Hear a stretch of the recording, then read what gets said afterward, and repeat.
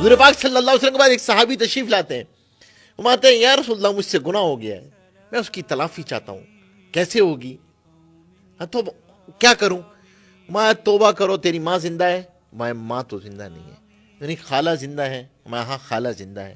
فرمایا ان کے ساتھ صلہ رحمی کیا کرو، اللہ تبارک و تعالیٰ تمہارے گناہوں کو معاف فرما دے۔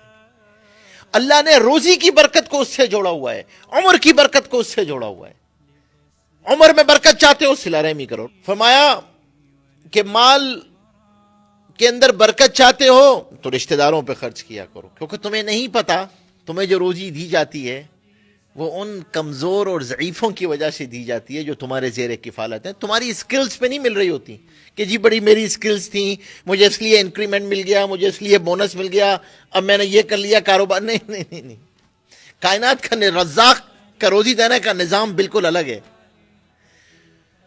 وہ کہتا ہے حفاظت چاہتے ہو تو اس کا ایک ہی پریمیم ہے، صدقہ کیا کرو، صدقہ دو گے مال محفوظ ہو جائے گا۔ عجیب معاملہ ہے، دونوں چیزوں میں مال جاتا ہوا نظر آتا ہے، اللہ کہتے ہیں مال آئے گا اسی سے۔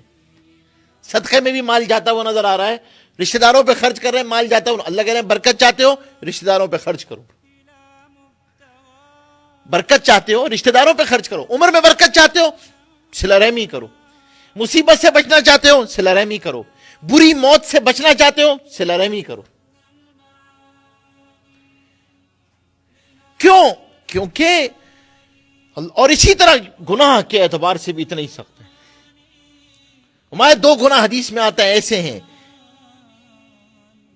ایک صلہ رحمی اور ایک امیر کی بغاوت، کہ دونوں کی سزا دنیا میں مرنے سے پہلے پہلے مل جاتی ہے۔ آپ نے بسیار مرتبہ دیکھا ہوگا آدمی ماں باپ کی نافرمانی کرے، اللہ مرنے سے پہلے پہلے اس کو آنکھوں کے سامنے دکھا دیتے ہیں۔ موت نہیں آتی ہے جب تک وہ نافرمانی اپنی آنکھوں سے نہیں دیکھ لیتا ہے۔ صلہ رحمی کے باب میں یاد رکھیے گا ہم سے کہاں شیطان اس باب میں کہاں کہاں سے داخل ہوتا ہے، ہمیں اس سے روکتا کیسے کیسے۔ پہلی چیز ہمارے استاد فرمایا کرتے تھے، پہلی چیز صلہ رحمی کے باب میں فرمایا کرتے تھے کہ بھائی اس حدیث جہاں آتی ہے کہ حضور پاک صلی اللہ علیہ وسلم سے پوچھا کیا صلہ رحمی یہ ہے کہ جو میرے ساتھ اچھا کرے میں اس کے ساتھ اچھا کروں؟ فرمایا نہیں، یہ صلہ رحمی نہیں ہے۔ جو تمہارے ساتھ ظلم بھی کرے تم اسے معاف کر دو، جو تمہیں حق نہ دے تم اسے حق دے دو۔ تو ہمارے استاد فرمایا کرتے تھے اس کے اندر کہ بھائی صلہ رحمی کے باب میں سب سے پہلی چیز یاد رکھنا، توقعات کا دروازہ بند کر دینا۔ ایکسپیکٹیشنز کے ساتھ صلہ رحمی نہیں ہو سکتی، نو مور ایکسپیکٹیشنز۔ نیکی کر کے دریا میں ڈال دو۔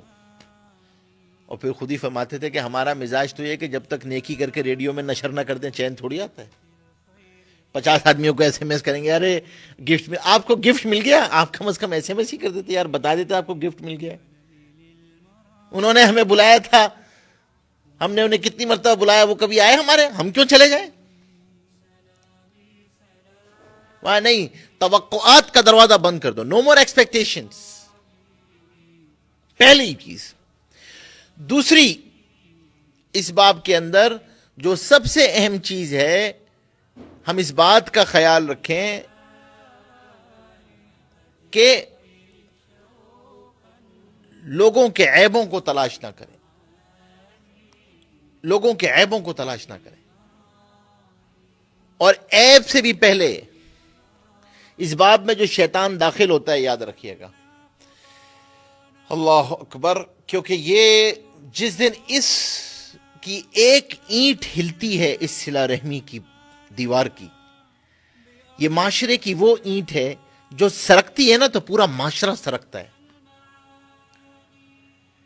اس لیے شیطان کی سب سے زیادہ طاقت اگر کسی جگہ پہ لگتی ہے تو اس خاندان کو توڑنے پہ لگتی ہے، کہ اگر یہ بکھرتا ہے شیرازہ تو معاشرے کو شیرازہ بکھرنے میں اسے کوئی محنت نہیں کرنی پڑتی، وہ خود بکھر جاتا ہے۔ سب سے زیادہ طاقت، دوسرا راستہ جہاں سے وہ داخل ہوتا ہے، پہلی توقعات پیدا کرتا ہے، ایکسپیکٹیشنز۔ دوسرا یہ کہ بدگمانی کے راستے سے آتا ہے، نان وربل کمیونیکیشن.